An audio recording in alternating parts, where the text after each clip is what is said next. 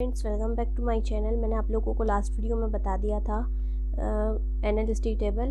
तो एनालिस्टिक टेबल जो होती है ये इन क्वेश्चंस की जान होती है। हम अगर उसको बिल्कुल सही तरीके से बना लें, बिल्कुल प्रॉपर बना लें, तो हमें आगे के क्वेश्चन करने में कोई दिक्कत नहीं होती है। तो जैसा कि मैंने आपको लास्ट वीडियो में भी बताया था, एनालिस्टिक टेबल बनाने के बाद आपको चाहिए होता है रॉयल्टी अकाउंट का लेजर बनता है, सेकेंड हमारा बनता है शॉर्ट वर्किंग अकाउंट, और थर्ड हमारा जो बनता है वो लैंडर्ड अकाउंट। तो जो लैंडलॉर्ड का नाम कई क्वेश्चंस में दिया होता है और किसी किसी क्वेश्चन में नहीं दिया होता है।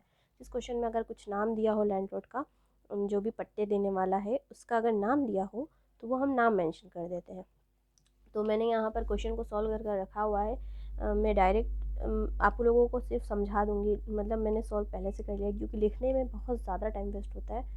तो मतलब टाइम वेस्ट तो क्या बोलूँ मैं, ठीक है मेरी वजह से किसी को अच्छे से समझ में आ रहा है, लेकिन बहुत ज़्यादा लंबा वीडियो हो जाता है और फिर अपलोडिंग में मुझे बहुत ज़्यादा प्रॉब्लम आती है। मुझे डेटा कम लगता है, बहुत मेरा डेटा ख़त्म हो जाता है पूरा।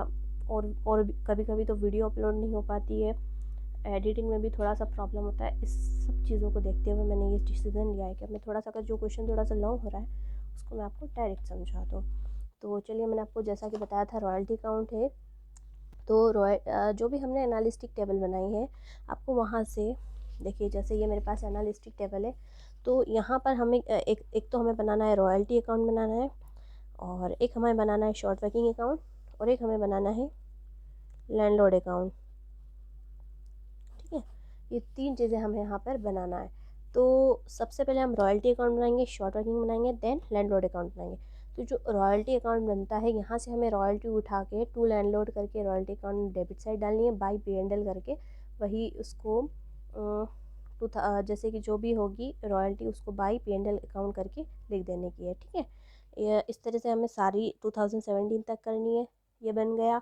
अब हमारा आता है शॉर्ट वर्किंग अकाउंट। तो शॉर्ट वर्किंग अकाउंट को बनाने के लिए हम क्या करेंगे, ये जो शॉर्ट वर्किंग हो रही है, इस शॉर्ट वर्किंग अकाउंट में आपको बताऊँ मैं क्या क्या चीज़ें होती है। एक होती है शॉर्ट वर्किंग, एक होती है शॉर्ट वर्किंग रिक्यूब, और एक होती है हमारा P&L। तो जो शॉर्ट वर्किंग अकाउंट में जो शॉर्ट वर्किंग होती है, इसमें जैसे फर्स्ट ईयर 2010 में 30,000 है, तो शॉर्ट वर्किंग है तो उसको हम टू लैंडलॉर्ड करके लिखेंगे। और जिस साल शॉर्ट वर्किंग रिक्यूब हो रही है, जैसे 2013 में रिक्यूब हो रही है, तो इसको हम क्या करके लिखेंगे, बाय लैंडलॉर्ड करके लिखेंगे। और जो P&L हो रहा है, P&L में जो 12,000 मैंने डाले जैसे यहाँ पर, तो इसको हम इसी ईयर में क्या करेंगे, बाई P&L करके लिखेंगे। ठीक है, और जो लैंडलॉर्ड अकाउंट बनेगा उसमें हमने इस रॉयल्टी को क्या करके डाला था, टू लैंडलॉर्ड करके डाला था, तो ये वहाँ पर बाई रॉयल्टी आ जाएगा, ऐसा अपोजिट साइड आ जाएगा वही अकाउंट में। और ये पेमेंट ये है तो ये टू कैश करके आ जाएगा। तो इसको हम बनाना शुरू करते हैं। तो मैं आपको बताती हूँ, 2010 में दिसंबर 31 को रॉयल्टी कितनी है, टू श्रीराम अकाउंट करके लिखेंगे। यहाँ पर जो लैंडलॉर्ड का नाम श्रीराम दिया हुआ है, तो टू श्रीराम करके लिखेंगे। तो नील कुछ भी नहीं है, मतलब नील। ठीक है, हो गया। अब हम आते हैं नेक्स्ट ईयर में, 2011 में रॉयल्टी हमारी कितनी है, 9,750 है। तो टू श्रीराम करके 9,750।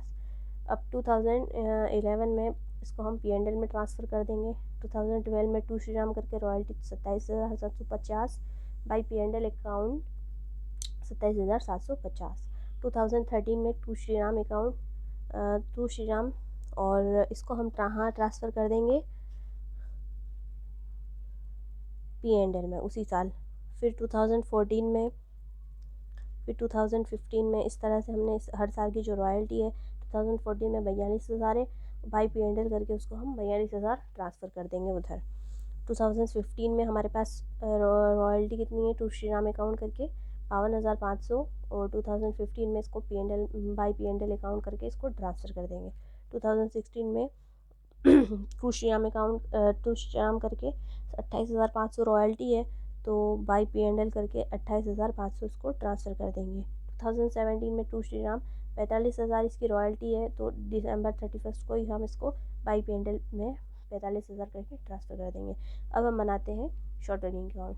लास्ट क्वेश्चन में मुझसे एक मिस्टेक हुई है शॉर्ट वर्किंग अकाउंट में, तो वो आपको मैं अभी बता देती हूँ। यहाँ पर जब हम बैलेंस ब्रॉट डाउन करते हैं, तो मैंने गलती से उसमें 31 दिसंबर कर दिया था, लेकिन यहाँ पर आप देखिए जनवरी 1 लिखना है। यहाँ पर भी मैंने दोबारा से वही मिस्टेक करी थी, फिर मुझे याद आया कि अरे हाँ, यहाँ तो जनवरी 1 आएगा।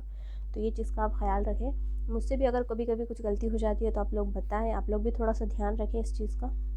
तो चलिए मैं आपको बताती हूँ इस क्वेश्चन को। तो शॉर्ट वर्किंग अकाउंट में हमने शॉर्ट वर्किंग करेंगे, शॉर्ट वर्किंग रिक्यूब करेंगे और एक जो अपना P&L में डाला है वो डालेंगे। तो 2010 में हमने हमारी जो शॉर्ट वर्किंग है वो कितनी रहेगी, टू श्री राम करके लिखेंगे 30,000। ठीक है, ये किसके अकाउंट में जा रहा है short working account, short working किसके अकाउंट में जा रही है, लैंडलॉर्ड के अकाउंट में। ठीक है, तो बाय फिर जो शॉर्ट वर्किंग होती है इसको हम रिक्यूब भी करते हैं, P&L में भी जाता है, इसमें मतलब बैलेंस कैरिड डाउन भी होता है और ब्रॉट डाउन भी होता है, वो इस अकाउंट की खासियत है। रॉयल्टी अकाउंट में दोनों पक्ष बराबर से चलते हैं, और सॉरी रॉयल्टी अकाउंट में तो कोई सवाल ही नहीं पैदा होता, वो वहीं के वहीं P&L में ट्रांसफ़र कर देते हैं। शॉर्ट वर्किंग अकाउंट में कैरिड डाउन ब्रॉट डाउन ये सब चलता है, क्योंकि इसमें रिक्यूब होता है P&L में जाता है, तो वो चीज़ तो होती है।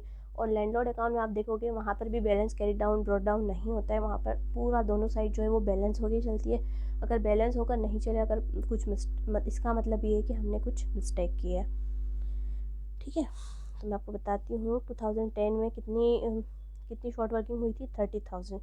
और रिक्यूब तो हुई नहीं थी, तो बाई शॉर्ट वर्किंग करके तो बाई श्रीराम करके तो कोई मतलब नहीं है, तो बाई बैलेंस कैरी डाउन करके हम इसका बैलेंस कैरी कर लेंगे। 11 में हमने बैलेंस ब्रॉट डाउन कर लिया है, और शॉर्ट वर्किंग कितनी हुई है 2011 में 20,250, वो लिख लेंगे। रिक्यूब नहीं हुआ इसलिए यहाँ पर कुछ नहीं आएगा, तो यहाँ पर हम इसका बैलेंस कैरी डाउन निकालेंगे। 2012 में जनवरी 1 में जो ये बैलेंस इसको ब्रॉट डाउन कर लिया। ठीक है, और शॉर्ट वर्किंग कितनी रहेगी, टू श्रीराम करके इसकी जो शॉर्ट वर्किंग है वो यहाँ लिख लेंगे। और 12 में अभी रिक्यूब नहीं हुई है, इसलिए इसको हम बैलेंस को बराबर कर लेंगे, कैरी डाउन कर लेंगे। 2013 में हमने बैलेंस ब्रॉट डाउन कर लिया है। 2013 में हमने 3,750 जो है वो क्या किया है, रिक्यूब किया है। ठीक है, तो वो रिक्यूब कर लेंगे और balance brought down balance carry down कर लेंगे यहाँ पर, इसका फिर हम बैलेंस निकाल के यहाँ लिख लेंगे।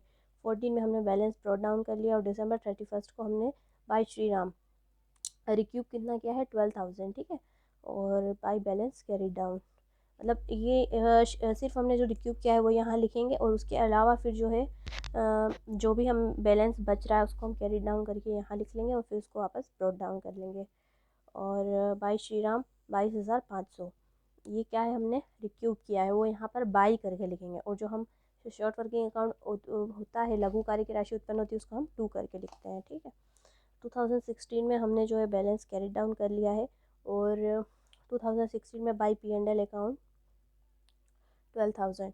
ठीक है, आप देख रहे हो एनालिस्टिक टेबल में, आप जाकर देखना, हमने 12,000 जो है 16 में P&L में ट्रांसफ़र किए थे, उसको भी हम यहाँ बाई P&L करके लिखेंगे, और ये बाई बैलेंस कैरी डाउन कर लेते हैं। अब नेक्स्ट पेज बताती हूँ मैं। अब हम आ जाते हैं 17 पर। तो 2017 में यहाँ देखिए टू बैलेंस ब्रॉट डाउन, कितना बैलेंस ब्रॉट डाउन किया, 2,250। और हमने जो है ये रिक्यूब कितना किया था, 2250। अब आपको एक चीज़ और यहाँ दिख रही होगी कि जो फाइनल ईयर है, जो इसका लास्ट ईयर होता है, उसमें यहाँ पर कोई बैलेंस कैरी डाउन नहीं आएगा। तो ये चीज़ भी यहाँ पर हमें देखना है कि लास्ट जो ईयर होता है उसमें हमारा डेबिट और क्रेडिट साइड दोनों क्या होना चाहिए, इक्वल होना चाहिए, तो हमारा क्वेश्चन सही होगा। अब बना लेते हैं श्रीराम अकाउंट। जो हमने पेमेंट किया है उसे हमें यहाँ लिखना है 2 कैश करके, और जो हमने रॉयल्टी अकाउंट में 2 लैंडलॉर्ड करके लिखा है, तो यहाँ पर बाई रॉयल्टी। और जो शॉर्ट वर्किंग अकाउंट में हमने 2 लैंडलॉर्ड करके और बाई लैंडलॉर्ड करके लिखा है, उसको यहाँ पर 2 शॉर्ट वर्किंग और बाई शॉर्ट वर्किंग करके लिखना है। मतलब अगर हमने उसको डेबिट साइड लिखा है तो हमें उसको यहाँ पर क्रेडिट साइड लाना है, और अगर हमने वहाँ क्रेडिट साइड लिखा है तो यहाँ पर उसे हमें डेबिट साइड लेना है। तो 2010 में हमने कितना पेमेंट किया था, 30,000। ठीक है, और शॉर्ट वर्किंग कितनी हुई थी, 30,000। देखिए यहाँ पर LHS और RHS दोनों बराबर आ रहे हैं, इसका मतलब हमारा क्वेश्चन बिल्कुल सही है। 2011 में हमने कितना कैश पेमेंट किया था, 30,000, और रॉयल्टी कितनी हुई है, 9,750, और शॉर्ट वर्किंग कितनी हुई थी, 2,250। यहाँ वो 2011 में हमने शॉर्ट वर्किंग अकाउंट में लिखा होगा 2 लैंडलॉर्ड करके 20,250, हमने वहीं से उठा के उसको अपोजिट साइड यहाँ पर डाल दिया है। तो ये देखिए LHS RHS बराबर आ रहे हैं। अब 2012 में 2 कैश अकाउंट 30,000 है, और बाई रॉयल्टी अकाउंट कितनी है, 27,750, बाई शॉर्ट वर्किंग अकाउंट 22,250। यहाँ पर भी देखिए आप LHS RHS बराबर आ रहे हैं। 2013 में हम देखते हैं शॉर्ट वर्किंग कितनी हुई थी, 3,750, और 2 कैश अकाउंट कितना होता है, 30,000। कितना हो गया टोटल, 33,750। और 2013 में हम देख रहे हैं रॉयल्टी कितनी है, 33,750। तो ये आप देखिए LHS और RHS यहाँ पर भी बराबर हो रहे हैं। 14 में देखते हैं टू शॉर्ट वर्किंग अकाउंट कितनी है 12,000, टू कैश अकाउंट कितना है 30,000, तो टोटल मिला के हो गया 42,000 और ये बाय रॉयल्टी अकाउंट करके हो गया हमारा 42,000। यहाँ पर आप देखिए जो है हमारा 2015 में to short working account, short working कितनी हुई है 22,500 और टू कैश अकाउंट कितना है 30,000, ठीक है। और 2015 में रॉयल्टी कितनी हुई है 52,500।